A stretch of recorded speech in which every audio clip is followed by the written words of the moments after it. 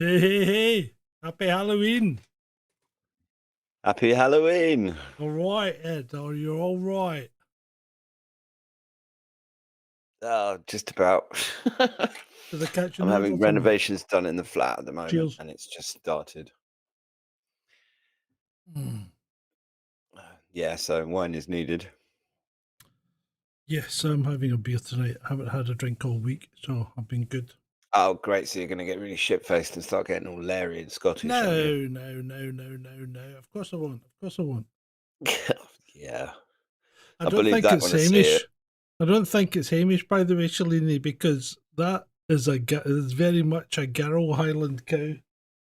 Unless Hamish is on the path to transition. Which is entirely possible in this day and age. Yeah, it's got a little flowery headband and everything. How's the audio, everyone? Is it okay? Uh, so, right, tonight we're going to have a few stories, aren't we, Ed? You've got a couple. Yes. I've got a couple. It's quiet. The audio's quiet. What, both of us quiet or just you? Um, I don't know. They're slow. They're slow to respond. Come back to me, kids. Come back. Come on, guys, chop chop. Come on, you're on ultra low. John's a tad low. Bloody hell. This is weird. I don't know what's going on with the audio. I'm going to have to try and muck about with it again. And yet, when I do recordings, it's dead loud. It's weird here. Right. Dread says fine. Amy says she can hear me fine. Right, okay. Dread the one to count. He's got massive speakers, apparently. Okay, I bet that's fun with us. Oh, we're not that. Yeah, okay, fair point. Right, okay, who's going to kick off? Who's going to kick off with the stories? The I don't scary mind story. starting. Yeah, okay. I do need a producer, Brett, mate. You're right. He says that every time. I'm still waiting. I mean, you could do it remotely. You know, I'm more than happy. More than happy, Brett, mate. You want to do it? You do it. Oh, Janet says her volume is on full. Well, I, I don't know what else I can say, doll. Um, Yeah, but good. if I'm all right, then you're not all right. Then Well, the volume's up, but I mean, I can. turn your bloody microphone up or something. I don't I'm know. janking me up a little bit. I don't want to overdo it, though. I don't want to overpower you, Ed. I don't want to talk over the top of you. You know what I mean? Uh, Right. Okay. Let's go for it, people. Right, Ed. Let's go for it. okay, so the first story is called August Heat, written by William Fryer Harvey in 1910. The location is Fenistone Road in Clapham. The date is August the 20th, 1910, I suppose. I've had what I believe to be the most remarkable day in my life, and while the events are still fresh in my mind, I wish to put them down on paper as clearly as possible. Let me say at the outset that my name is James Clarence Withencroft. I am 40 years old, in perfect health, never having known a day's illness. By profession, I'm an artist, not a very successful one, but I earn enough money by my black and white work to satisfy my necessary wants. My only near relative, a sister, died 5 years ago, so that I am independent. I breakfasted this morning at 9, and after glancing through the morning paper, I lighted my pipe and proceeded to let my mind wander in the hope that I might chance upon some subject for my pencil. The room, though door and windows were open, was oppressively hot, and I had just made up my mind that the coolest and most comfortable place in the neighbourhood would be the deep end of the public swimming bath when the idea came. I began to draw. So intent was I on my work that I left my lunch untouched, only stopping to work when the clock of St. Jude's struck 4. The final result for a hurried sketch was, I felt sure, the best thing I had done. It showed a criminal in the dock immediately after the judge had pronounced sentence. The man was fat, enormously fat. The flesh hung in rolls about his chin. It creased his huge, stumpy neck. He was clean shaven, perhaps I should say a few days before he must have been clean-shaven and almost bald. He stood in the dock, his short, clumsy fingers clasping the rail, looking straight in front of him. The feeling that his expression conveyed was not so much one of horror as of utter, absolute collapse. There seemed nothing in the man strong enough to sustain that mountain of flesh. I rolled up the sketch, and without quite knowing why, I placed it in my pocket. Then, with the rare sense of happiness which the knowledge of a good thing well done gives, I left the house. I believe that I had set out with the idea of calling upon Trenton, for I remember walking along Lytton Street and turning to the right along Gilchrist Road at the bottom of the hill where the men were at work on the new tram lines. From there onwards, I have only the vaguest recollection of where I went. The one thing of which I was fully conscious was the awful heat that came up from the dusty asphalt pavement as an almost palpable wave. I longed for the thunder promised by the great banks of copper-coloured cloud that hung low over the western sky. I must have walked 5 or 6 miles when a small boy roused me from my reverie by asking the time. It was 20 minutes to 7. When he left me, I began to take stock of my bearings.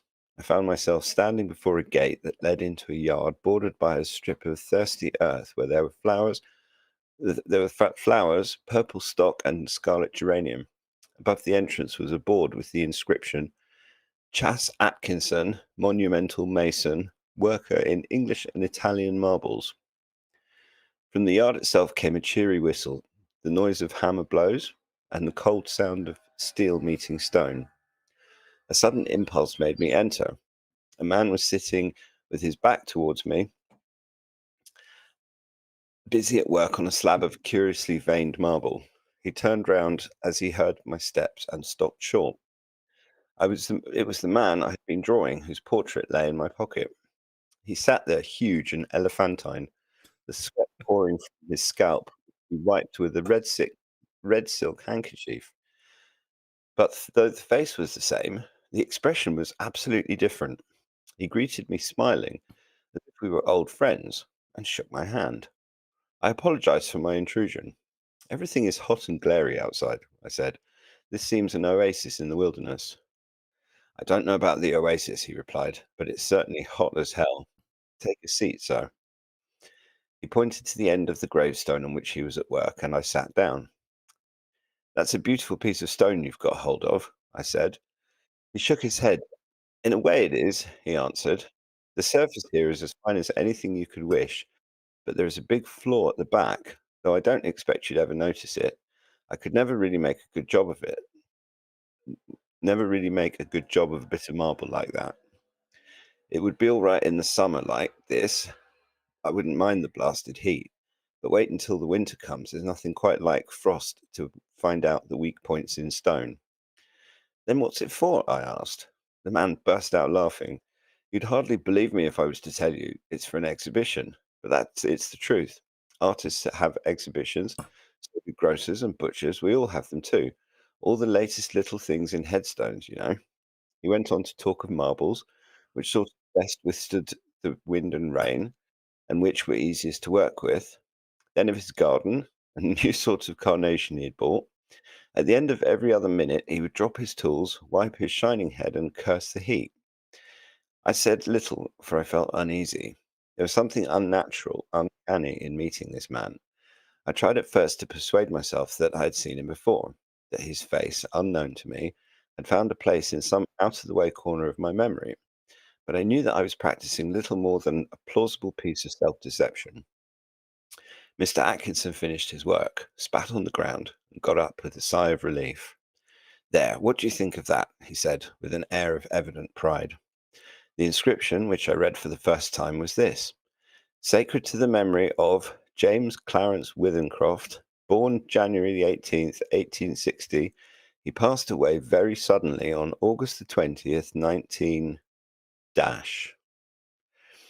In the midst of life, we are in death. Quote. For some time I sat in silence. Then a cold shudder ran down my spine. I asked him where he'd seen the name. Oh, I didn't see it anywhere, replied Mr. Atkinson. I wanted some name, and I put down the first that came into my head. Why do you want to know? It's a strange coincidence, but it happens to be mine. He gave a long, low whistle. And the dates? I can only answer for one of them, and that is correct. It's a rum go, he said. But he knew less than I did. I told him of my morning's work. I took the sketch from my pocket and showed it to him. As he looked, the expression of his face altered until it became more and more like that of the man I'd drawn. And it was only the day before yesterday, he said, that I told Maria that there was no such thing as ghosts.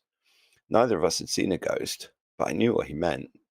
You probably heard my name, I said, and you must have seen me somewhere and have forgotten it. Were you at Clacton-on-Sea last July? I've never been to Clacton in my life. We were silent for some time. We were both looking at the same thing, the two dates on the gravestone, and one was right. Come inside and have some supper, said Mr. Atkinson. His wife is a cheerful little woman with the flaky red cheeks of the country bred. Her husband introduced me as a friend of his who was an artist. The result was unfortunate, for after the sardines and watercress had been removed, she brought out a door Bible, and I had to sit and express my admiration for nearly half an hour. I went outside and found Atkinson sitting on the gravestone smoking. We resumed the conversation at the point we had left off. You must excuse my asking, I said, but do you know of anything you've done for which you could be put on trial? He shook his head. I'm not a bankrupt. The business is prosperous enough. 3 years ago, I gave turkeys to some of the guardians at Christmas, but that's all I can think of. And they were small ones too, he added as an afterthought. He got up, fetched a can from the porch, and began to water the flowers. Twice a day, regular in the hot weather, he said, and then the heat sometimes gets the better of the delicate ones, and ferns. Good Lord, they could never stand it. Where do you live?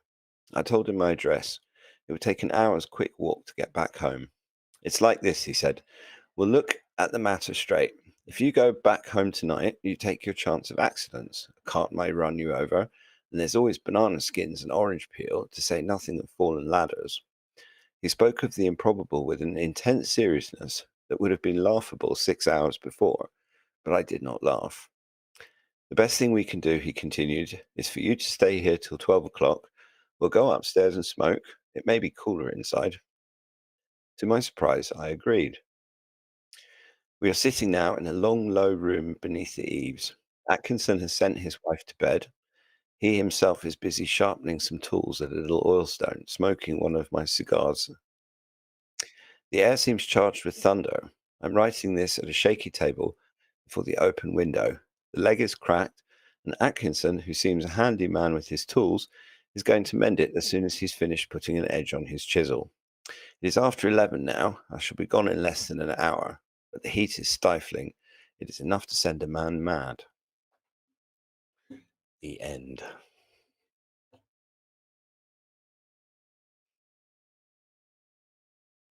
Uh, Well, it's just sharpening the chisel at the end. he's sharpening the chisel Mm, to finish yeah, off the marble. finish off the guy writing the story, basically, I think. I don't know. And so, so was he in court or not? I know. Where did you get this story?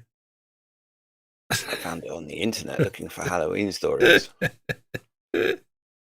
Okay, well, It's not as Halloween as I thought it was going to be when I first started reading it. Put it that way. no, it's not. It's not. But okay. Well, I mean, there you go, people. There you go. Mine probably aren't that great either, but I'll go and try. I'll try and give it some. I'll try and give it some welly. Do you want a poll as to see who wins tonight?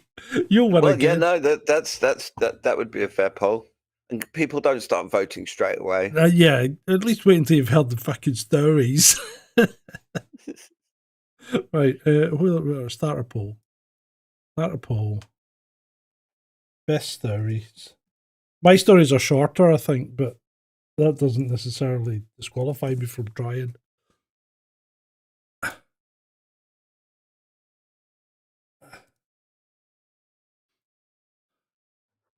Right, started the poll.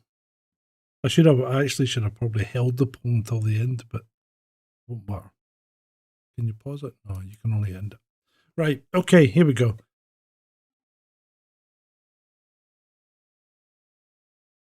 Right. Shall I start my story? It's your turn. Yeah, I know. Okay, right. So my story is called The Embrace of Hugging Molly.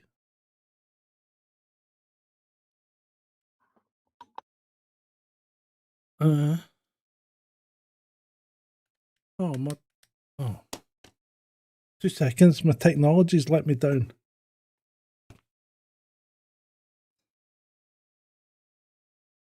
How's your technology let you down? My hold on, my little Oh, it's your teleprompter, isn't it? yeah, so as I can it. stare into the audience's eyes and make them terrified. Right, yes, right. So what's this called? Hugging Molly. Yeah. Right. Let me see if this I'm works. fine, thanks, Shalini. Hope you're okay too. Right, here we go. Hugging Molly. The embrace of hugging Molly. Yes, it's working. My little teleprompter's working. In the heart of Alabama, nestled among rolling hills and sprawling cotton field, lies the small town of Abbeville. With its quaint brick houses, American flags fluttering in the warm southern breeze, and a population barely touching 2,000, Abbeville seems like a slice of paradise. But as the sun dips below the horizon, casting long shadows across the paved streets, a chill settles over the town that has nothing to do with the weather.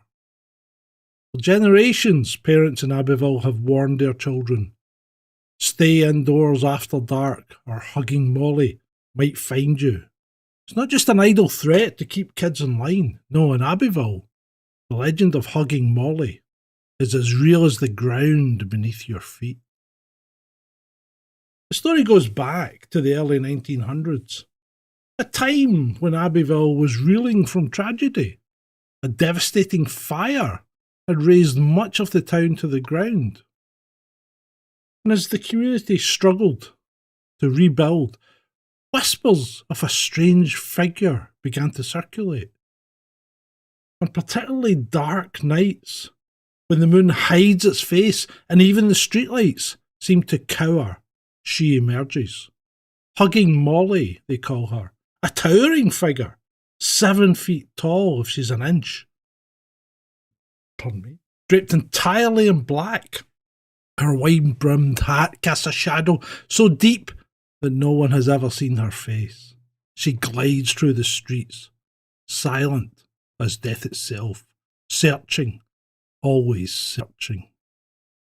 Old Tom, the town's eldest resident, recounts a chilling encounter from his youth. His voice quavers as he speaks, eyes distant with the memory. I was just a boy, no more than 12, he begins. Mama had sent me to fetch some medicine for my baby sister. I knew I should have been out after dark, but I figured I'd be quick. He pauses, swallowing hard. That's when I heard it. Footsteps, soft at first, then faster. I turned, and there she was, this giant of a woman, all in black. I ran faster than I'd ever ran before, but she was on me in seconds. Tom's eyes grow wide. She grabbed me, hugged me so tight I thought my ribs would crack, and then she screamed. Right in my ear, a scream so loud and terrible it felt like my head would split open. When it was over, she was gone, vanished into the night. But that scream, I still hear it sometimes in my dreams. But who is hugging Molly? The theories are as numerous as the stars in the Alabama sky. Some say she's the ghost of a woman who lost her child, driven mad by grief, desperately seeking to fill the void with any child she can find. Others claim she's the vengeful spirit of a murder victim, doomed to roam the streets, where she met her untimely end. A softer version of the tale suggests that she was once a professor at the old Alabama Agricultural School. Her nightly wanderings a misguided attempt to keep students safe by scaring them off the streets after dark. But then there are those who whisper of something darker, not a ghost at all, but a living person, or perhaps something not quite human, purposefully terrorising the town's children. Whatever the truth, the legend of Hugging Molly has become woven into the very fabric of Abbeville. She's a cautionary tale, a local celebrity, even the namesake of a 1950s themed diner in the heart of the town. But don't let the milkshakes and burgers fool you. When night falls in Abbeville, the fear is real. Jimmy, born and raised in Abbeville, sums it up best. Anyone who grew up here knows about Hugging Molly. It's not just a story, it's a part of who we are. And on those pitch black nights when the wind whispers through the trees and shadows seem to move of their own accord, well, let's just say, I make sure my doors are locked tight. So if you ever find yourself in Abbeville after dark and you hear footsteps behind you, growing closer and closer, don't look back, don't turn around, and whatever you do, don't let her hug you. For once Hugging Molly embraces you, her scream will echo in your mind forever. A chilling reminder of the night you came face to face with Abbeville's darkest legend. Remember, in Abbeville, the night belongs to Hugging Molly, and she's always watching, always waiting, ready to wrap her arms around the next unsuspecting soul who dares to wander in the dark. You have a much better horror story voice than I do. Oh, thank you. That was good. Did you enjoy that? Yeah. Was... Hugging Molly. It's a very innocuous name for a freaking demon. I made some of it up. You made some of it up? Yeah, well, I took a legend and I kind of expanded on it. Like the old Tom bit was just dreamt up out of nowhere. Oh, well done. Sounded very authentic. Well, thank you. But I thought I wanted it to be a wee bit longer than what I had, so I thought I'd do that. So there you go. Right. There won't be a story about the goat man of Kentucky. We did that last week. She's obsessed with the goat man of Kentucky. Good grief. Well, I don't have to have a bit of a thing about the goat man. Yeah, she does. Maybe. Oh, well, she's got goats, you know. Amy, are you a fan of Bill Hicks's Goat Boy? Goat Boy. What's Goat Boy? Is it like a Junior Pan? No, it's one of his one of the characters things he used to do, and he used to eat his microphone and make like really obscene noises and just be a bit disgusting. I didn't think Bill Hicks did that kind of stuff. I'm gonna have to look up some of his older stuff then. Yeah, I mean it's either on, I think it might be on Relentless. Right. It's different, but he's basically mocking the pedo death cult, frankly. yeah, yes. I mean, and he was way ahead of his time in so many things. And I mean, if you listen to his material in 2003 when America was going into Iraq again, and he was actually doing sketches about the first Iraq War in 1992 and 93. You could have just applied it because it was Iraq and Bush, and it all still tracked. But yeah, go back and listen to it because Goat Boy is hilarious. Cool. Right. Okay. So story number 2 from story number it's actually from H.P. Lovecraft. I didn't realize that he Lovecraftian horror. It's existential. I'm getting old. I'm getting hyped up here. I'm getting hyped up. You've given us some Lovecraft. Ooh, baby, not many people know that he actually wrote some short stories as well. Right, okay. And this one is called The Love Dead, and I'm not even going to try and do John's voices, but I will read it. It is midnight. Before dawn, they will find me and take me to a black cell where I shall languish interminably, while insatiable desires gnaw at my vitals and wither up my heart, till at last I become one with the dead that I love. My seat is the fetid hollow of an aged grave. My desk is the back of a fallen tombstone worn smooth by devastating centuries. My only light is that of the stars and a thin-edged moon. Yet I can see as clearly as though it were midday.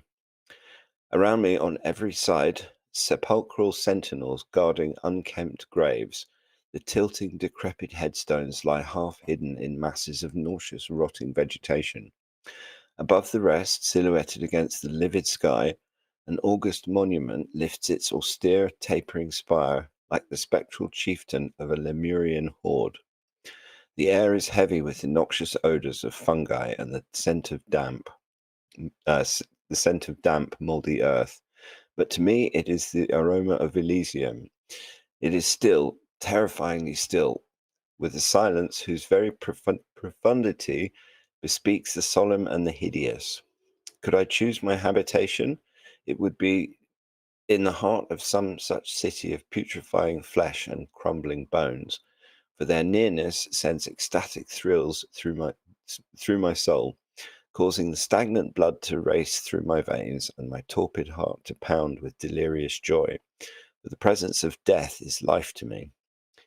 My early childhood was one long prosaic and monotonous apathy, strictly ascetic, wan, pallid, undersized, and subject to protracted spells of morbid moroseness. I was ostracized by the healthy, normal youngsters of my own age. They dubbed me a spoilsport, an old woman, because I had no interest in the rough, childish games they played, or any stamina to participate in them had I so desired. Like all rural villages, Fenham had its quota of poison-tongued gossips. Their prying imaginations hailed my lethargic temperament as some abhorrent abnormality. They compared me with my parents and shook their heads in ominous doubt at the vast difference. Some of the more superstitious openly pronounced me a changeling, while others, who knew something of my ancestry, called attention to the vague, mysterious rumors concerning a great great grand uncle who had been burned at the stake as a necromancer.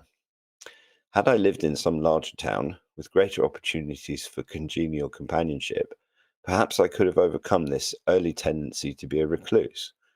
As I reached my teens, I grew even more sullen, morbid, and apathetic. My life lacked motivation. I seemed in the grip of something that dulled my senses, stunted my development, retarded my activities, and left me unaccountably dissatisfied. I was 16 when I attended my first funeral. A funeral in Fenham was a preeminent social event, for our town was noted for the longevity of its inhabitants. When, moreover, the funeral was that of such a well-known character as my grandfather, it was safe to assume that the townspeople would turn out en masse to pay due homage to his memory. Yet I did not view the approaching ceremony with even latent interest. Anything that tended to lift me out of my habitual inertia held for me only the promise of physical and mental disquietude. In deference to my parents' importunings, mainly to give myself relief from their caustic condemnations, of which they chose to call me unfilial attitude. Sorry, of which they chose to call my unfilial attitude. I agreed to accompany them. There was nothing out of the ordinary about my grandfather's funeral, unless it was the voluminous array of floral tributes. But this, remember, was my initiation to the solemn rites of such an occasion. Something about the darkened room, the oblong coffin with its sombre drapings, the banked masses of fragrant blooms, the dolorous manifestations of the assembled villagers, stirred me from my normal listlessness and arrested my attention.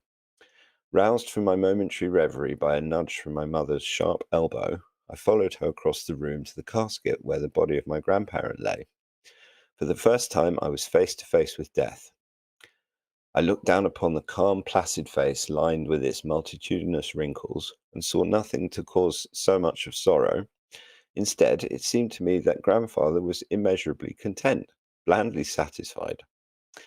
I felt swayed by some strange discordant sense of elation. So slowly, so stealthily had it crept up on me that I could scarcely define its coming. As I mentally review that portentous hour, it seems that it must have originated with my first glimpse of that funeral scene, silently strengthening its grip with subtle insidiousness. A baleful, malignant influence that seemed to emanate from the corpse Sorry, itself held me. sorry, Ed. Oh, We got a donation from Nectaridas. oh, We had the siren and everything going off. First one to oh. hit it. Now you know what it sounds like, kids. But sorry about that, Ed. Carry on. Carry on. No, that's fine. Thank you very much, Nectaridas. A baleful, malignant influence that seemed to emanate from the corpse itself held me with magnetic fascination. My whole being seemed charged with some ecstatic, electrifying force, and I felt my form straighten without conscious volition. My eyes were trying to. Hang on a minute. Sorry, I lost my place. My eyes were trying to burn beneath the closed lids of the dead man's and read some secret message they concealed. My heart gave a sudden leap of unholy glee and pounded against my ribs with a demoniacal force as if to free itself from the confining walls of my frail. Wanton, soul-satisfying sensuality engulfed me. Once more the vigorous prod of a maternal elbow jarred me into activity. I had made my way to the sable-shrouded coffin with leaden tread. I walked away with newfound animation. I accompanied the cortege to the cemetery, my whole physical being permeated with this mystic, enlivening influence. It was as if I had quaffed deep draughts of some exotic elixir, some abominable concoction brewed from blasphemous formulae in the archives of Belial. The townsfolk were so intent upon the ceremony that the radical change in my demeanour passed unnoticed by all save my father and my mother. But in the fortnight that followed, the village busybodies found fresh material for their vitriolic tongues in my altered bearing. At the end of the fortnight, however, the potency of the stimulus began to lose its effectiveness.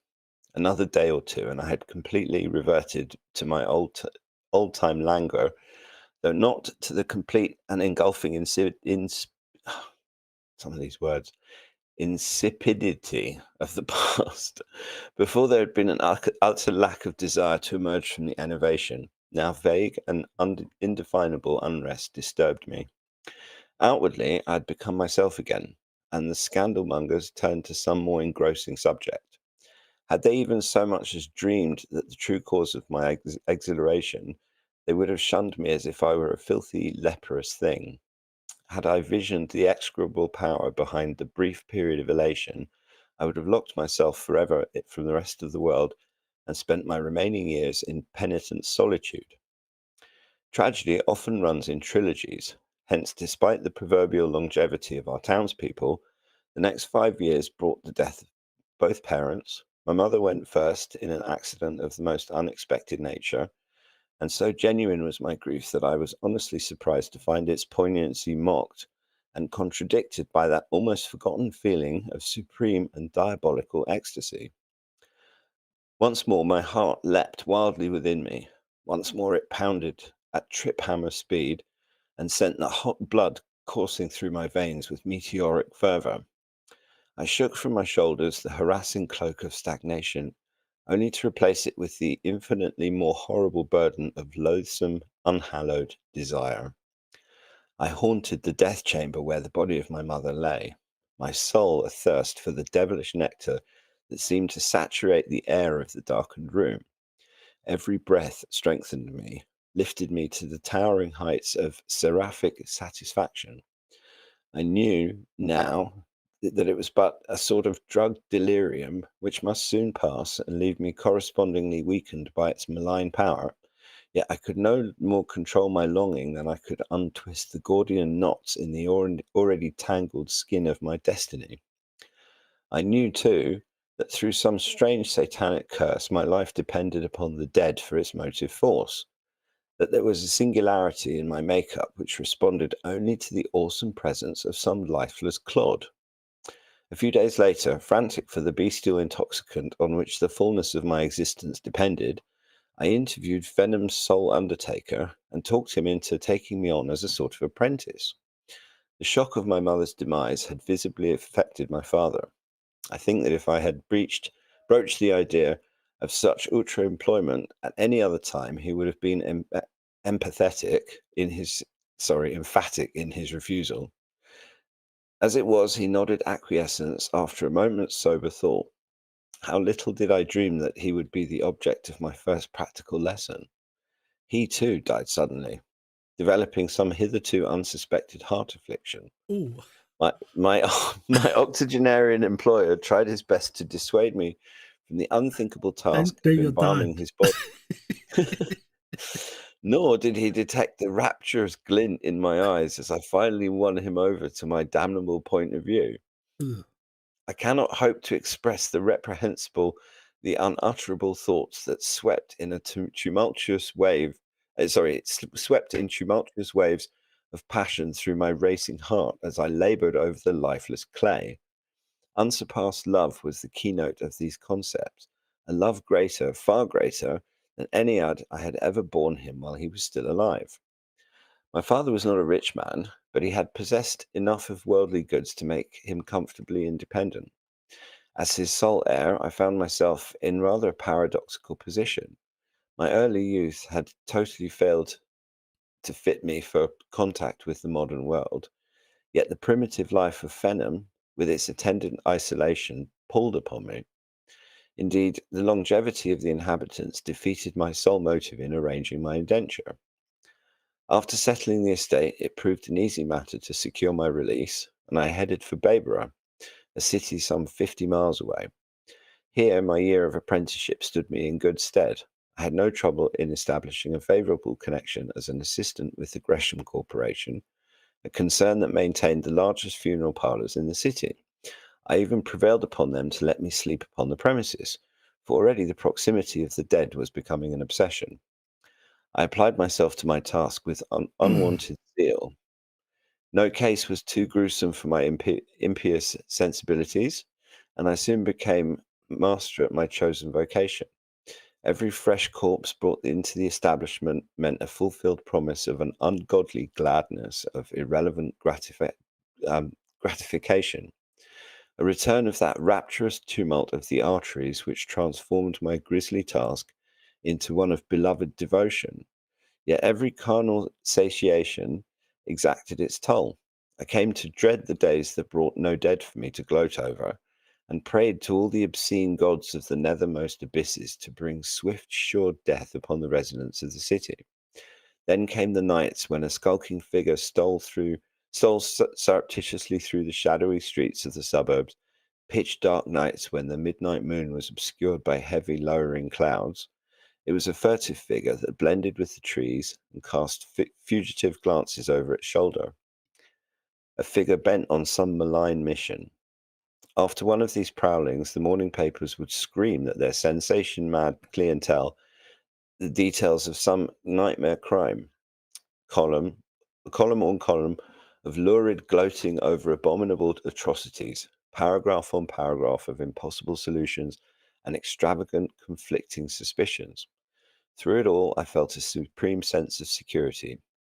For who would for a moment suspect an employee in an undertaking establishment where death was supposedly an everyday affair of seeking surcease from unnameable urgings in the cold-blooded slaughter of his fellow beings? I planned each crime with maniacal cunning, varying the manner of my murders so that no one would even dream that all were the work of one blood-stained pair of hands. The aftermath of each nocturnal venture was an ecstatic hour of pleasure, pernicious and unalloyed, a pleasure always heightened by the chance that its delicious source might later be assigned to my gloating administrations in the course of my regular occupation. Sometimes that doubt, sometimes that double and ultimate pleasure did occur. Oh, rare and delicious memory! During long nights when I clung to the shelter of my sanctuary, I was prompted by the mausolean silence to devise new and unspeakable ways of lavishing my affections upon the dead that I loved, the dead that gave me life. One morning, Mr. Gresham came much earlier than usual. came to find me stretched out upon a cold slab deep in ghoulish slumber, my arms wrapped about the stark, stiff, naked body of a fetid corpse. Ugh. He roused me from my salacious dreams, his eyes filled with mingled detestation and pity. Gently but firmly, he told me that I must go, that my nerves were unstrung, that I needed a long rest from the repellent tasks my vocation required, that my impressionable youth was too deeply affected by the dismal atmosphere of my environment. How little did he know of the demoniacal desires that spurred me on in my disgusting infirmities. I was wise enough to see that argument would only strengthen his belief in my potential madness. It was far better to leave than to invite discovery of the motive underlying my actions. After this, I dared not stay long in one place for fear some overt act would bear my secret to an unsympathetic world. I drifted from city to city, from town to town. I worked in morgues around cemeteries, once in a cemetery, anywhere that afforded me an opportunity to be near the dead that I so craved. Then came the World War. I was one of the first to go across, one of the last to return. 4 years of blood-red charnel hell, sickening slime of rain-rotten trenches, deafening bursting of hysterical shells, monotonous droning of sardonic bullets, smoking frenzies of phlegetons foundations. He did like his words. Stifling fumes of murderous gases, grotesque remnants of smashed and shredded bodies. 4 years of transcendent satisfaction. In every wanderer, there is a latent urge to return to the scenes of his childhood. A few months later found me making my way through the familiar byways of Fenham. Vacant, dilapidated farmhouses lined the adjacent roadsides, while the years had brought equal retrogression to the town itself. A mere handful of the houses were occupied, but among these was one that I had once called home. The tangled, weed-choked driveway, the broken window panes, the uncared for acres that stretched behind, all bore mute confirmation of the tales that guarded inquiries had elicited, that it now sheltered a dissolute drunkard who eked out a meagre existence from the chores his few neighbours gave him out of sympathy for the mistreated wife and undernourished child who shared his lot. All in all, the glamour surrounding my youthful environment was entirely dispelled. So, prompted by some errant foolhardy thought, I next turned my steps toward Bayborough. Here, too, the years had brought changes, but in reverse order. The small city, I remembered, had almost doubled in size despite its wartime depopulation. Instinctively, I sought my former place of employment, finding it still there, but with an unfamiliar name and successor to above the door. For the influenza epidemic had claimed Mr. Gresham, while the boys were overseas. Some fateful mood impelled me to ask for work. I referred to my tutelage under Mr. Gresham with some trepidation, but my fears were groundless. My late employer had carried the secret of my unethical conduct with him to the grave. An opportune vacancy ensured my immediate reinstallation. Then came the vagrant, haunting memories of scarlet nights, of impious pilgrimages, and an uncontrollable desire to renew those illicit joys. I cast caution to the winds and launched upon another series of damnable debaucheries. Once more, the yellow sheets found welcome material in the devilish details of my crimes, comparing them to the red weeks of horror that appalled the city years before. Once more, the police sent out their dragnet and drew into its enmeshing folds nothing.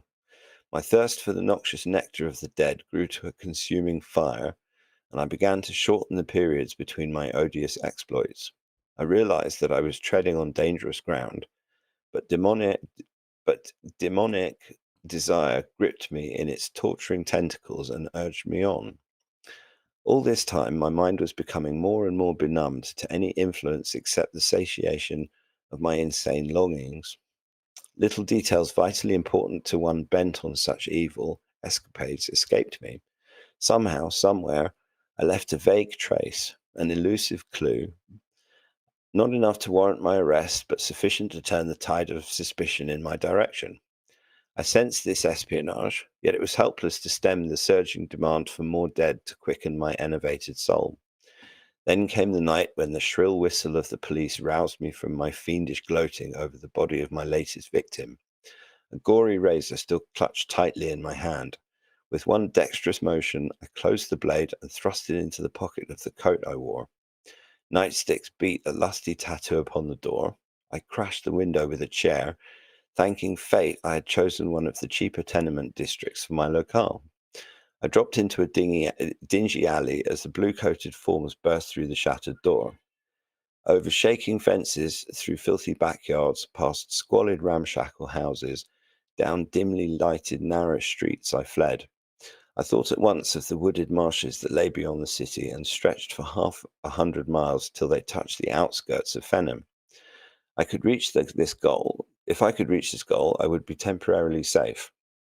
Before dawn, I was plunging headlong through the foreboding wasteland, stumbling over the rotting roots of half-dead trees whose naked branches stretched out like grotesque arms, striving to encumber me with mocking embraces. The imps of the nefarious gods to whom I offered my idolatrous prayers must have guided my footsteps through the menacing morass. A week later, wan, bedraggled, and emaciated, I lurked in the woods, a mile from Fenham. So far I had eluded my pursuers, yet I dared not show myself, for I knew that the alarm must have been sent broadcast. I vaguely hoped I had thrown them off the trail.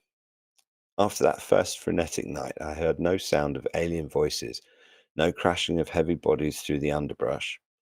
Perhaps they had concluded that my body lay hidden in some stagnant pool or had vanished forever in the tenacious quagmire. Hunger gnawed at my vitals with poignant pangs. Thirst left my throat parched and dry. Yet far worse was the unbearable hunger of my starving soul for the stimulus I found only in the nearness of the dead. My nostrils quivered in sweet recollection. No longer could I delude myself with the thought that this desire was a mere whim of the heated imagination. I knew now that it was an integral part of life itself, that without it I should burn out like an empty lamp. I summoned all my remaining energy to fit me for the task of satisfying my accursed appetite. Despite the peril attending my move, I set out to reconnoiter, skirting the sheltering shadows like an obscene wraith. Once more I felt that strange sensation of being led by some unseen satellite of Satan. Yet even my sin-steeped soul revolted for a moment when I found myself before my native abode, the scene of my youthful hermitage. Then these disquieting memories faded. In their place came overwhelming lustful desire. Behind the rotting walls of this old house lay my prey. A moment later I had raised one of the shattered windows and climbed over the sill. I listened for a moment, every sense alert, every muscle tensed for action. The silence reassured me. With cat-like tread I stole through the familiar rooms until stertorous snores indicated the place where I was to find surcease from my sufferings. I allowed myself a sigh of anticipatory ecstasy as I pushed open the door of the bedchamber. Panther-like, I made my way to the supine forms stretched out in drunken stupor. The wife and child, where were they? Well, they could wait. My clutching fingers groped for his throat. Hours later, I was again the fugitive, but a new-found stolen strength was mine. 3 silent forms slept to wake no more. It was not until the garish light of day penetrated my hiding place that I visualized the certain consequences of my rashly purchased relief. By this time, the bodies must have been discovered. Even the most obtuse of the rural police must surely link the tragedy with my flight from the nearby city. Besides, for the first time, I had been careless enough to leave some tangible proof of my identity, my fingerprints on the throats of the newly dead. All day I shivered in nervous apprehension. The mere cackling of a dry twig beneath my feet conjured mental images that appalled me. That night, under cover of the protecting darkness, I skirted Fenham and made for the woods that lay beyond. Before dawn came the first definite hint of renewed pursuit, the distant baying of hounds. Through the long night, I pressed on, but by morning I could feel my artificial strength ebbing. Noon brought once more the insistent call of the contaminating curse, and I knew I must fall by the way unless I could once more experience that exotic intoxication that came only with the proximity of the loved dead. I had travelled in a wide semicircle. If I pushed steadily ahead, midnight would bring me to the cemetery where I had laid away my parents years before. My only hope, I felt certain, lay in reaching this goal before I was overtaken. With a silent prayer to the devils that dominated my destiny, I turned leaden feet in the direction of my last stronghold. God, can it be that scant 12 hours have passed since I started for my ghostly sanctuary? I have lived an eternity in each leaden hour, but I have reached a rich reward. The noxious odours of this neglected spot are frankincense to my suffering soul. The first streaks of dawn are greying the horizon. They are coming. My sharp ears catch the far-off howling of the dogs, but it is a matter of minutes before they find me and shut me away forever from the rest of the world, to spend my days ravaging yearnings, till at last I join the dead I love. They shall not take me. A way of escape is open. A coward's choice, perhaps, but better, far better, than endless months of nameless misery. I will leave this record behind me in that some soul may perhaps understand why I make this choice. The razor, it has nestled forgotten in my pocket since my flight from Bayborough. Its blood-stained blade gleams oddly in the waning light of the thin-edged moon. One slashing stroke across my left wrist, and deliverance is assured. Warm fresh blood spatters grotesque patterns on the dingy, decrepit slabs. Phantasmal hordes swarm over the rotting graves. Spectral fingers beckon me. Ethereal fragments of unwritten melodies in celestial crescendo. Distant stars dance drunkenly in demonic accompaniment. 1,000 tiny hammers beat hideous dissonances on anvils inside my chaotic brain. Grey ghosts of slaughtered spirits parade in mocking silence before me. Scorching tongues of invisible flames sear the brand of hell upon my sickened soul. I can write no more. Oof. That was a long one. Yeah, it was a bit. I didn't think it was going to be that long, but once I just kept going. Yeah. Once you started, you kept going, and well done. And I'd just like to say, if you suffer from insomnia or have trouble getting over to sleep, then just replay this episode, and you'll pop off nicely. No, that was good. Yeah, that was quite It's disturbing, dark, wasn't it? Yeah, very. guys, was That's, it? I thought Is this is a Dexter perfect based on Halloween that? story. I don't know, but it bloody could be easily. That's why it's one of the reasons I picked it, because it's very Halloweeny, but unlike most of these sorts of serial killer type stories, you don't actually get it from the perspective of the serial killer. Yeah. Woof. Right. Okay. Shall I move on to Sorry if mine then? that's a bit too long. Well, fine by me. What was I going to say? That it was you that was moaning about wanting to keep it to an hour, but Well, yeah, that's me. Well, hour and a half, whatever. Just knackered. Right. Okay. Mine's much shorter, people. So do not worry. Do not worry. Do not be alarmed. Right. So we shall go with the shadows of Deer Valley. So welcome, brave souls, to a tale that will make you question the safety of your own backyard. Tonight, we delve into the horrifying secrets of Deer Valley, Oregon, where the devil doesn't just lurk in the shadows, it hunts. You can't smoke during the story because that would just be wrong. Our story centres on young Stevie, a boy of 8 or 9 whose life has been marked by tragedy, with a missing father, an abusive stepfather, and a hand mangled by a garbage disposal, leaving only, a thumb and a pinky. Stevie's only solace is his cousin and best friend, Jude. Now, Jude's actually not that nice a person. He takes a bit of he takes a, what would you call it? He rips the piss out of them slightly, because Stevie is a little bit on the spectrum, and Jude plays to this. But even though they have this strange and disjointed relationship, he likes Jude, and as he says it, as his only friend. So, but Deer Valley holds secrets darker than Stevie could ever imagine. One day, Jude vanishes without a trace, leaving Stevie alone in a town that seems to have forgotten how to care. And the other thing is, Stevie's noticed that all the pets have disappeared. There doesn't appear to be any cats or dogs. There's empty food dishes in people's porches.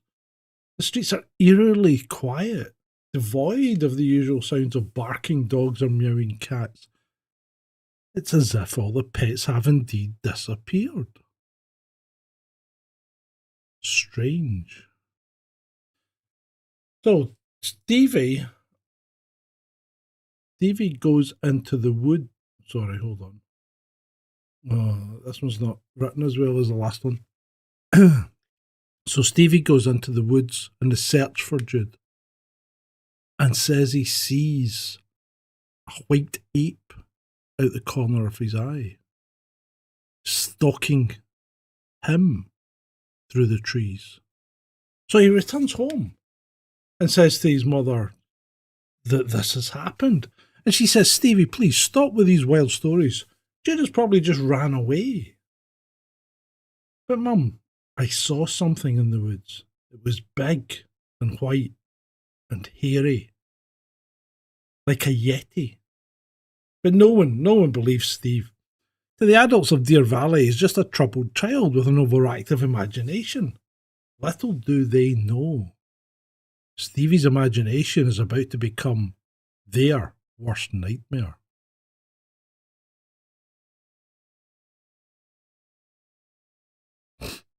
Excuse me.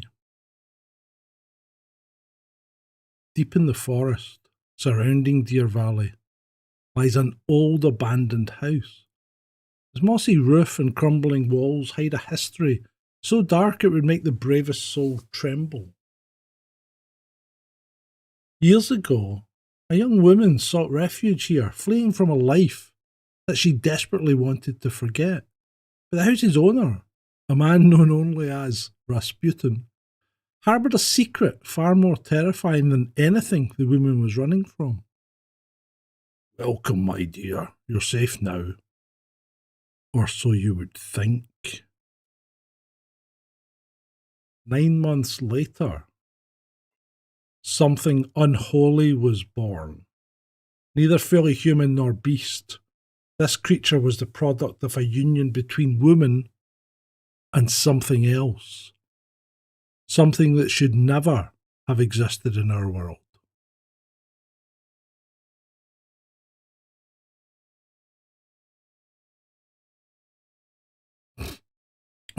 Sorry, I'm going the wrong way.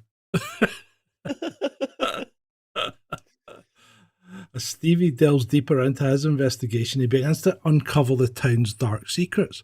The missing pets, the silence of the adults, the legends of a monster in the woods, all starts to make a horrifying kind of sense. So Stevie thinks it's real. He believes it's real. It's not imaginary. There is a creature there and it's hungry. And obviously, Stevie isn't the only one who knows the truth. Old man Rasputin, who's still around, watches from the shadows, his eyes gleaming with a mixture of pride and terror of what he's unleashed upon the world. As night falls in Deer Valley, Stevie realises he's the only one who can save this town. He's the only one that can save his cousin and himself from the horrors that lurk in the darkness. Armed with nothing but his courage and the truth, he ventures into the woods for a final confrontation with this abomination. Stevie goes forth into those woods with a flashlight, calling out, I know you're out there. I'm not afraid of you. But perhaps he should be. For in Deer Valley, the devil doesn't just creep in, it pounces.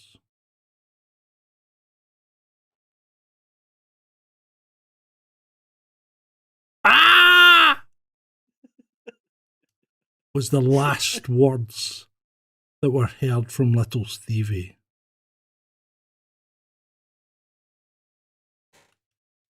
There you go. Poor little Stevie. Poor little Stevie. The screen was a nice addition. Thank you. It wasn't as good, that one. Reading these things than I am. Yeah, but they're short. They're short. That wasn't as good as the first one. Should have put more effort in. I thought they're both good. Thank you. Right. So yes, that's been our Halloween story time. I hope you've enjoyed it. I think it's been okay. Yeah. Yeah, different. Yeah, it's been different. It's not our usual rabbit hole. I should have picked shorter stories. Don't worry about but it. I saw Lovecraft, and it actually, when you see it on the screen, it doesn't look nearly as bloody long as when you try and read it out. You're right, but you have to remember that Lovecraft uses so many words to describe something that you could probably cover in 2 or 3. He uses like 10 or 12 and makes them incredibly long and hard to pronounce and has the audience going, what the hell is he actually meaning? What does Lovecraft mean here? What's he talking about? Because, some of those words, they were new to me. And I what would you call, I fancy myself as a bit of a wordsmith, but well, what tattoo Gunky Fadgets is on? He wants to see the tattoo. That's only because I posted that picture of that guy with a bum face on his butt. It's not a tattoo, and I haven't done it. Good grief, man. Yes, there is an all-in tomorrow, Shalini Varma. And Mr. Ed here will be with us. Last week he was away doing stuff or whatever that he does. Visiting family. We're not going to ask. We're not going to ask. Visiting family? No, we don't want to ask. You may be another Dexter. You may be creeping around graveyards or practicing necrophilia or something like that. Or flying with the seagulls. I don't know what you got up to in the weekends. But anyway, yes. So Ed was away doing stuff, and he's back. He's back this week. So we'll have Ed on Friday, and I think we've got President Trump on Tuesday night for the what would you call it, live stream of the disaster that's going to be the US election. It should be quite funny. I don't even know when we're going to start that. Remember the 5th of November. Yeah, I know. They couldn't have picked a better day, could they? So it's going to be quite interesting. Yeah, Civil War. Yeah, maybe, I don't know. Oh, they're going to cheat. I don't know what's going to happen.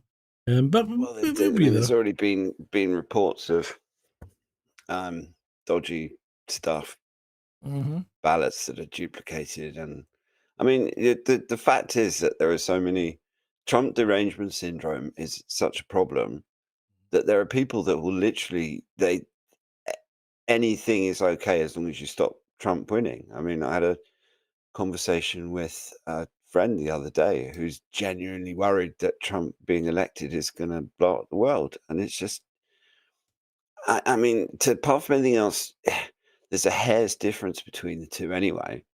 Yeah, I mean, you and I know that really it doesn't matter what government's in power. Ultimately, their aim is going to be more or less down exactly the same lines. Minor differences here and there. Maybe one bunch tax people more and the other bunch don't, but ultimately there's not an awful lot of difference. Because ultimately the only thing is keep the population under control and feather our own nests, And they're also all following the same hymn. I mean, yeah. If you look at the, especially since 2020,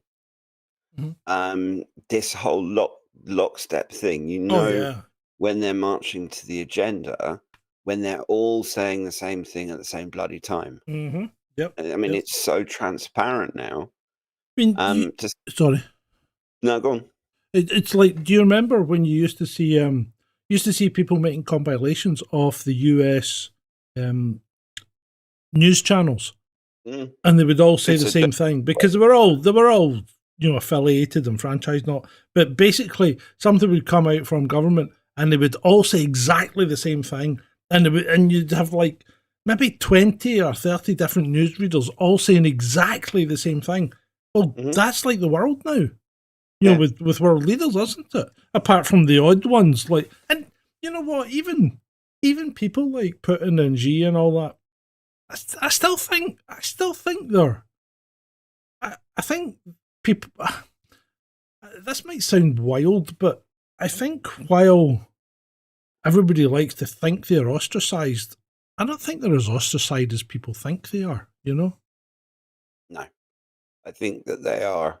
I mean, I've seen James Corbett do a critique on Putin where he talks about Putin being invited to World Economic Forum Mm, meetings and stuff like that. But the thought that I've had, and this is probably a bit more for tomorrow, but if the ultimate aim is world government, you can't mm. have a hegemon, you can't have a superpower. No, you can't. Uh, and so perhaps this is all being orchestrated to bring about the downfall of the American empire, or let's call it the Anglo-American empire, because the Brits basically taught the Americans how to have an empire, and Yeah, then the Americans turned their republic into an empire. and we still seem to be very much part of the game, which I'm a bit surprised at, but I, I don't know. I think we've got more influence than we should have. You know. Well, this is where we go back to Cecil Rhodes. I mean, Hmm. we did a show about it, Yeah, we and did. the thing about Rhodes is that enormous wealth and influence was essentially taken by Milner, and used to. I mean, the stated goal was to bring the United States back into the British Empire. And maybe the empire didn't actually die; it just moved from Yeah, London to Washington. yeah. I think you're maybe Um, right.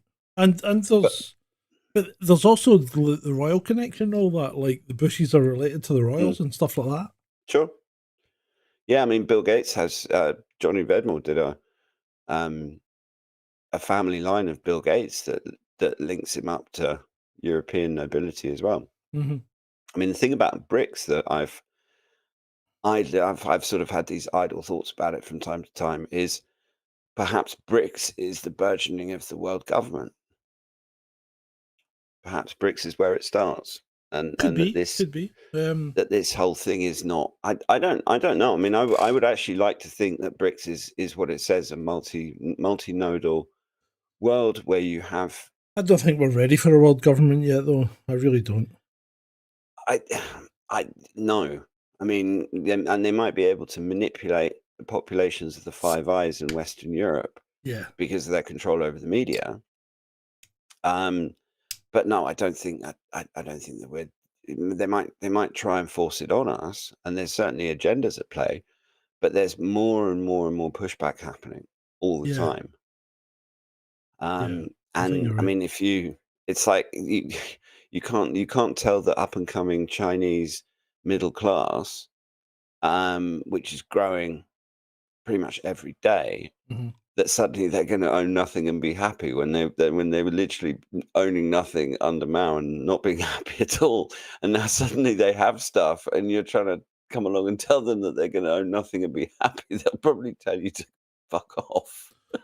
Yeah, yeah. I know, and it's quite. I mean, this is probably for tomorrow night, to be fair, but there's a lot. There's a lot to discuss around it. A lot to Sure. discuss around it. Um, Hmm. but yeah, yeah.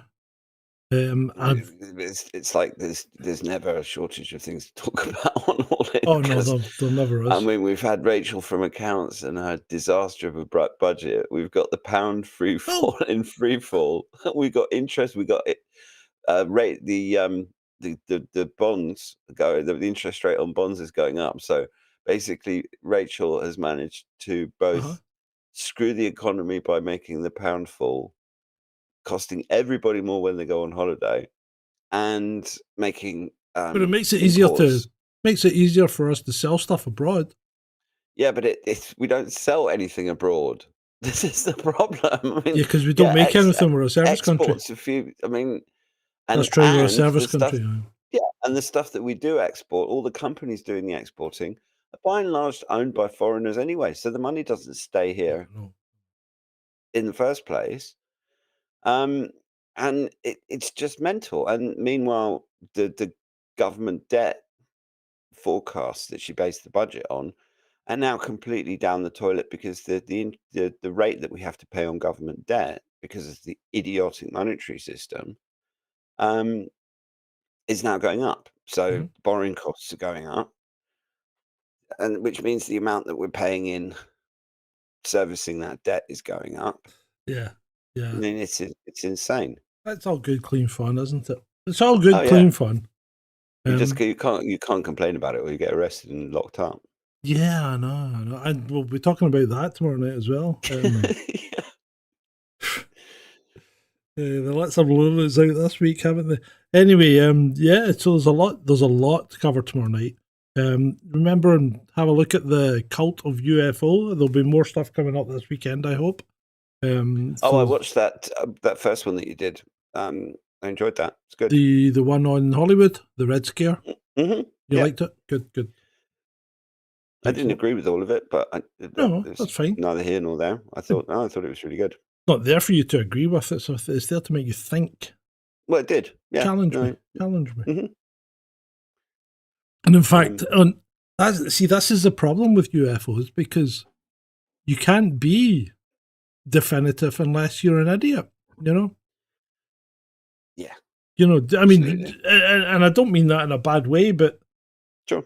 you know, you just don't. You just don't know. And it's No. quite good though because people are even sending me things on comments that and asking me Oh, questions, which is that's is kind great. of new.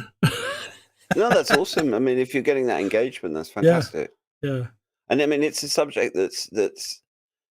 I mean, it certainly attracts a lot of interest, and there's a lot of people that are basically just eat, breathe, sleep, live UFOs. Oh yeah, yeah. I've Um, I really want to go in.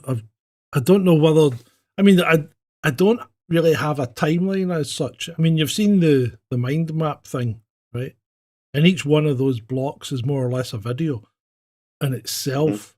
But I don't think I need to follow a timeline because everybody knows the UFO stuff all over the place, and I think I can jump in and have a go at people like Lou Elizondo and David Grush because they're quite topical just now, and you know sure. they're doing another congressional investigation on the 13th of November. I mean, these things are just a. I'll be honest. I think they're a joke. I really do. I think it's.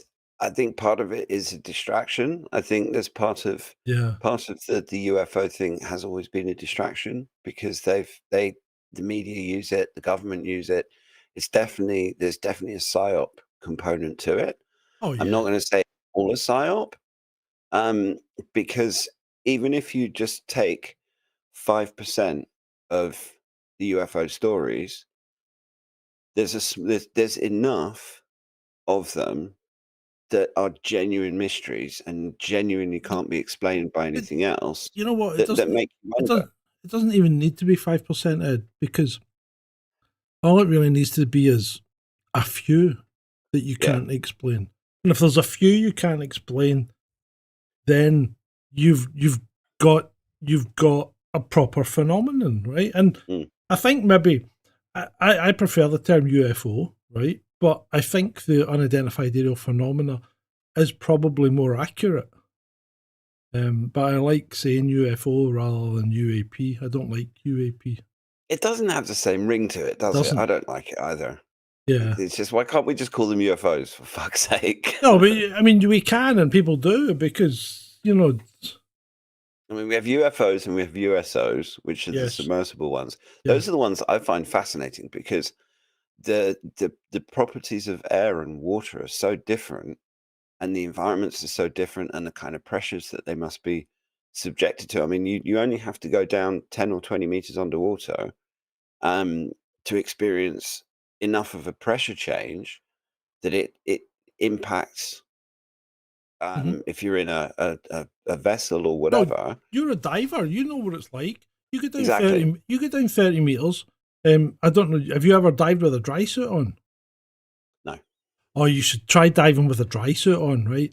So it's on my list. when I did my, I mean, dry suits are cool because you don't need as much of a BCD because the dry suit can be pressurized as well to a degree. But I did my paddy in Loch Long. You need a dry suit for that. Oh fuck yeah! so yeah, it was snowing when we were putting the dry suit on, and then walking into the loch. But yeah, but you go down to 30 meters in a dry suit. You come back up, and when you wear a dry suit, normally you wear a, like it looks like a onesie, right? Mm-hmm. So you put a kind of thermal onesie on, and then you put your dry suit on over it, and you go down to do your diving and all that, and then come back up. And Lachlan's brilliant for compass work because the visibility is about a foot. Literally, you go down and when you hit the bottom, right, you can only see it just before you hit it. It's literally about a foot as a visibility. But it's great if you want to learn how to do compass work and stuff like that, because you don't have anything else. You can't cheat. You've either got to get it right or you're completely off. But anyway, when you come back out and take your dry suit off, you are left. You look like somebody's been marking you because all the wrinkles in the dry suit get squeezed into your skin, and you've got all these lines and everything all over your body. I mean, they disappear, but it's wild. And that's just a virtue of the pressure. My instructors did, so yeah, I've seen that. I don't know about diving in low visibility. I mean, what's the bloody point? I don't understand it. The point was to get the qualification. That was all. Right. And then I went diving in the Barrier Reef in Australia and Florida Keys and the Med. Malta's. I was diving off Gozo, and the diving there is incredible. The water was so clearer than Gozo's fantastic. Yeah, I've dived Gozo. Yeah, absolutely brilliant. The other thing about Gozo, the thing that freaked me out a bit to start with in Gozo was the entrances, because if you dive in Dahab, it's shore diving. Sharm el Sheikh is boat diving. Right, yeah. And I got there, and we literally get to the edge of this small cliff, like a giant rock, and the guide was like, "Yeah, we're gonna go in here," and you literally just jump over the edge, and it's like 10, 20 meters down, and you hit the water.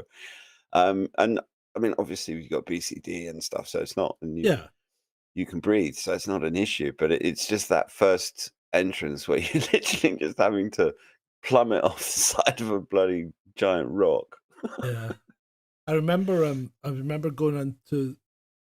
I was just stepping off the boat in Florida, and the instructor was in the water, and he'd been down and come back up, and just as I'm stepping off the boat, he goes, hurry up, there's a shark." He was all excited. He wanted us underwater so we can see the shark. And of course, I'm in mid-step, and I'm, there was no going back. I'm like, oh fuck, there's a shark. But it was a big grey nurse shark or something, which apparently aren't that dangerous. Allegedly. Yeah, I mean, the thing about sharks is that unless you've got humans winding them up, like they do in South Africa, where they chum them and they basically drive them into a massive frenzy so that they're impressive for the tourists, even great whites will just swim around unless it's particularly hungry. But divers don't get attacked by sharks in the same way that surfers and stuff do, because you don't look like a seal.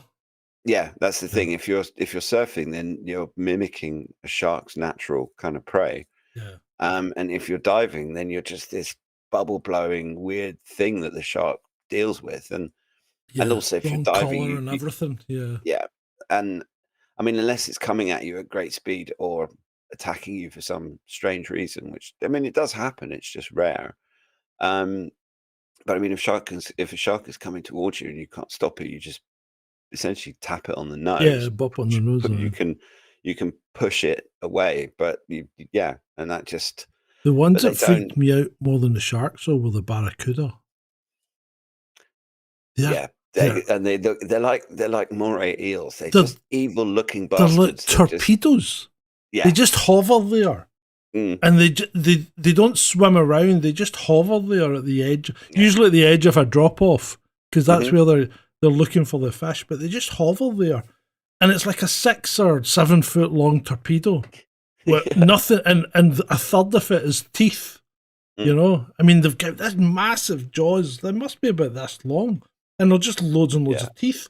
I mean, okay, they're designed to catch fish, and yeah, they would give you a nasty thingy, but they're not going to take your arm off. But they're evil looking fuckers. They really are. Yeah, it's the same with morays. They're not. I Oh mean, yeah, they're very unlikely to actually do you any harm, and they're probably more scared of you than you are of them. But if you come across a moray that's kind of hanging out in some coral, they have their mouth open to breathe, so that the water circulates through. Um, and they just look like they hate everything and want to kill everything, and just yeah, yeah, yeah. Saw a sea turtle in Florida. that's my spirit animal. I love turtles. Yeah, Mm. and yeah, I mean that's quite rare. And well, it's quite rare down the Florida Keys to see one, apparently. But yeah, so that was quite cool. And you ever seen horseshoe crabs? They are weird things. Oh my god, they are literally living fossils. They look like, I mean, they look like little tanks as they Mhm. grub out. I mean, they crawl across the ocean floor, and they're just like little tanks. They're really bizarre things. Really bizarre. Yeah, I like the lionfish. Do you? You don't want to stand in one. No, you don't. Basically, you stay the fuck away from lionfish. Yeah. Yeah. But my favorite of all of the fish are the parrotfish. I love those guys Oh, they're because so noisy. yeah, but you're just swimming along, and the fish is swimming along, and you're kind of minding your own business, and the fish is minding its own business, and then suddenly it goes up to some coral and starts munching it. And the first time I saw that, I was just I like, mean, they're really freaking noisy. yeah. And then they eat the coral and they poo Yeah. out sand. So Yeah. actually, all of those sandy beaches, it's basically parrot shit. Yeah. Parrot fish. Parrotfish poo. Yeah. Oh, right. Anyway, what else have we got to talk about? I can't think of anything. We'll just be spoiling tomorrow night. We'll end up with nothing to talk about tomorrow. Yeah. Yeah. Well, there's plenty to talk about tomorrow. I've got a theory. I've got a theory about the government that I want to talk about tomorrow. And I've got a theory I want to talk about AI. So I've made notes. So if I've got a note, but pardon me, you might need to remind me if I forget to bring it up. So you people out there, I want to talk about the government and how they might be on our side, right? There's an interesting one, right? And I want to talk about AI and the ramifications it's got for us as humans, but not in the way that you think. So I'm not going to spoil it. I'm not going to give you any spoilers. So I think the poll's finished, and I have restored honour. I've won this one. Excellent. So Man, that's one each. well met. Thank you. Thank you, people. They don't hate me. Oh, they like me. They really, My really stories are like too long. me. I'm not as good at reading them as you are. Yeah, they were. It's very difficult because Mm. if you ask AI for a 15-minute script, it gives you something that runs about 7.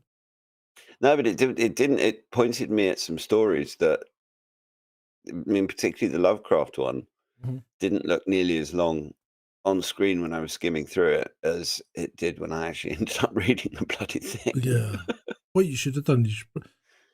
See what I did, right? And this might be cheating, but I took the stories that I had and I kind of put it into Word and I added some stuff into it, and then I put it into Claude Sonnet 3.5. You can use Claude and all those things. Have you ever heard of Not Diamond? Not a Diamond. Not Diamond. No. Right. Not Diamond is a free platform, and it lets you access all these different AIs.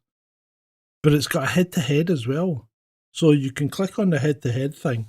You put up, like, I put the script in, and I said rewrite this in a contemporary, to a contemporary tone, and what else did I say? Yeah, I just said basically rewrite it to a contemporary You tone. can't rewrite Lovecraft. No, Jesus. no, I know you can't. But you could have abridged it. You can't even abridge Lovecraft. Oh, you can. Come on. You know you can. But anyway, but if you'd rewritten that to a contemporary tone, that would be a story that it would have been Dexter, actually. But anyway, so I put that into Not Diamond, and it came up with 2. It gave me one from Gemini, which is Google, which was crap, and it gave me that first one came from Claude Sonnet. And I thought, that's a fucking good script. I haven't even bothered with Gemini. No. Well, I've literally never used it. I've used all of the others. Notebook LLM's good. Have you tried Notebook that? is fantastic, but Notebook is using OpenAI's API. Yeah, I know. But that's Google as well, though, Notebook. Oh, so is that that'd be using Gemini then? I think it might be using Gemini, but I don't know if it's using a different version because it gives you a better. Mind you, I use Notebook for a completely and people will be getting bored now, no doubt, but I use Notebook for a completely different thing. Rather than asking it or generating stuff from it, I use it to surmise and summarize stuff, and to provide not even to provide scripts, but I use it to provide summaries that I can then put into something that's smarter, like Claude or whatever. Because Claude one's pretty good, and Perplexity is fucking good. I've got to give it that. Brilliant. Got to give it that. But we'll talk more about AI tomorrow night. But thank you, Julie. Thank you, Julie. It has been a great show. Yeah, and thanks, it's been great for me as well. I hope you enjoyed that little different intro this evening, because some of you had put in photographs last year for Halloween. Amy and Julie being the main contenders there, and they were shown in that clip. So I'm sure you enjoyed that. So I think that's everything from me. What about you, Ed? You had enough, mate? Yeah, no, I think that's good. Tough. And we'll see you tomorrow night. Yeah, an hour and a half's good. We'll be back tomorrow night, people. So come back 9 o'clock, same time, same people, different subjects. Have a good one. You have to say same bat time, same bat channel. Come on. Same bat time. Well, didn't you remember the old Batman show? Yeah, I remember it, but I don't remember the '60s one, the camp one. They'd always say same say bat time, same bat channel. Yeah, you said it. I've said it. You flipped out. Right. Okay. Good night, everyone. It's been great for you.